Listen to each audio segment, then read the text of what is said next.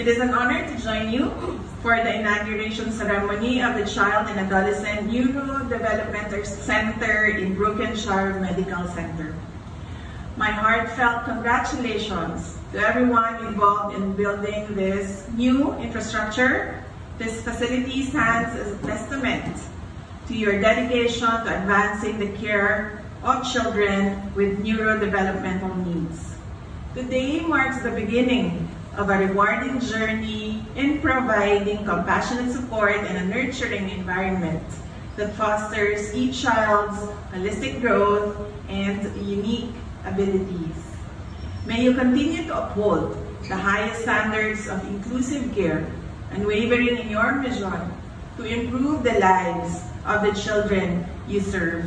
When I was mayor, na-mention ni Dr. Isagire kanina, Councilor Petit, former Councilor Petit Principe, did the ordinance for the Special Needs Intervention Center of Davao City. Ikopya namo ni dito sa local government unit of Valenzuela City. They have a very big structure and complete services and facilities dito sa Valenzuela.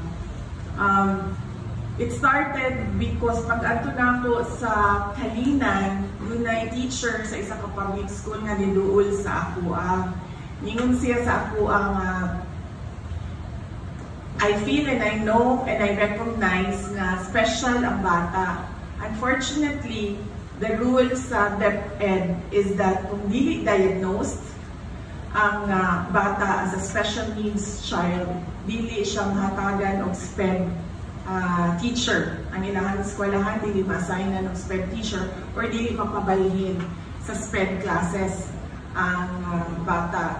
So, ginanang ko ang teacher, sige, we'll start with pag-diagnose. And then I found out, yan na siya, dili lang ba yan ni siya isa. Yan na kung pila man day ni kabuo teach. And then at the time, yan na siya, 9 ni kabuok sila. Yan na. So, ningon ko sa iya, okay, sige, wala na problema, ay magpakuanta, magpa-link ta sa DepEd.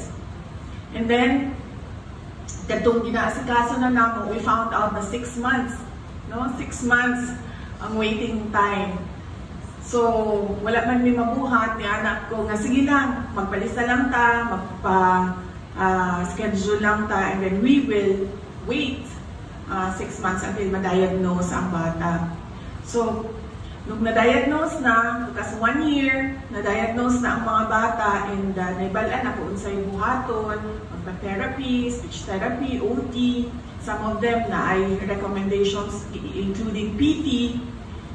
So, nagbalik na po, nag-istorya na po mi sa teacher, nagbalik na po mi siya, dili man makabayad ang mga ginikanan sa PT, sa OT, o sa we can only do so much as teachers, pero dili man mi OT, dili man mi speech therapist, and then wala po mi bisan pa maggamay nga naibalaan na intervention sa sulod sa classroom. So, mo na to, anak na ko mangita ta kung saan pa na to pagbuhat o pamaagi na maka-eskwela gihapon sila, mahatag na to kung unsa ilahang mga kinahanglan na intervention. And then we started with the Davao City Special Needs Intervention Center.